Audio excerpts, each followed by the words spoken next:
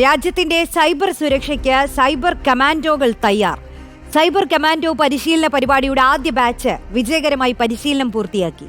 വിവിധ സംസ്ഥാനങ്ങളിൽ നിന്നുള്ള 30 സൈബർ കമാൻഡോകളാണ് പരിശീലനം പൂർത്തിയാക്കിയത്. ഇന്ത്യയുടെ സൈബർ സുരക്ഷ കരുത്ത് വർദ്ധിപ്പിക്കുന്നതിൽ നിർണായക നേട്ടമായി സൈബർ കമാൻഡോകൾ. ഇന്ത്യൻ സൈബർ ക്രൈം കോർഡിനേഷൻ സെന്ററിന്റെയും ആഭ്യന്തര മന്ത്രാലയത്തിന്റെയും ആഭിമുഖ്യത്തിലായിരുന്നു പരിശീലനം.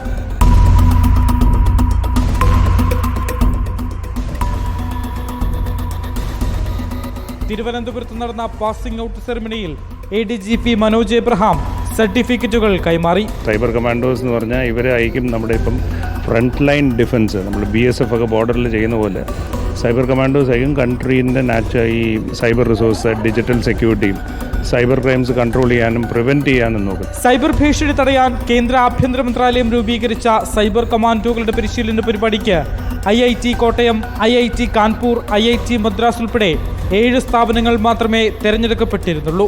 അപ്പോൾ ഈ ഒരു ട്രെയിനിങ് പ്രോഗ്രാം എന്ന് പറഞ്ഞു കഴിഞ്ഞാൽ ഇപ്പോൾ ഒരുപക്ഷെ IIT കോട്ടയം മാത്രമായിരിക്കും സൈബർ സെക്യൂരിറ്റിയിൽ BTechഉം M.Techഉം PhD ഓഫർ ചെയ്യുന്ന ഒരു ഇൻസ്റ്റിറ്റ്യൂഷൻ. വളരെ കുറച്ച് ഇൻസ്റ്റിറ്റ്യൂഷൻസേ ഉള്ളൂ.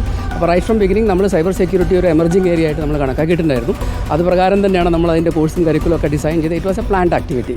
ഇന്ത്യയുടെ വ്യത്യസ്ത സംസ്ഥാനങ്ങളിൽ നിന്നുള്ള 30 പോലീസ് ഉദ്യോഗസ്ഥർ അഖിലേന്ത്യാ തല പ്രവേശന പരീക്ഷയും ശക്തമായ തിരഞ്ഞെടുപ്പ് പ്രക്രിയയും മറികടന്ന ഈ മികച്ച പരിശീലനം നേടിയെടുത്തു. നന്നായിട്ട് ചെയ്യണമെന്ന് ആഗ്രഹമുണ്ട്. അതുപോലെ നല്ലോണം പഠിക്കാൻ പറ്റിയിട്ടുണ്ട്. ഇപ്പോൾ നേരത്തെ നമ്മൾ വരുന്ന സമയത്ത് നമ്മൾ സെപ്റ്റംബർ 25 വരുന്ന സമയത്ത് നമ്മൾ ഒന്നുമല്ലാന്ന ഒരു അവസ്ഥയിലായിരുന്നു എത്തിയിരുന്നത്. ഇപ്പം നല്ല രീതിയിൽ അഡ്വാൻസ് ആയിട്ട് ഒരുപാട് ടൂൾസുകൾ യൂസ് ചെയ്യാൻ പറ്റി.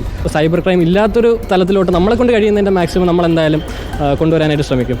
അതിനുള്ള ട്രെയിനിങ് ആണ് നമുക്ക് കിട്ടി. ഇൻസിഡന്റ് റെസ്പോൺസ്, സൈബർ ആക്രമണ പ്രതിരോധം, എത്തിക്കൽ hacking, digital forensic, penetration testing തുടങ്ങിയ മേഖലകളിൽ കേന്ദ്രീകരിച്ചായിരുന്നു പരിശീലനം. റിപ്പോർട്ടർ, തിരുവനന്തപുരം.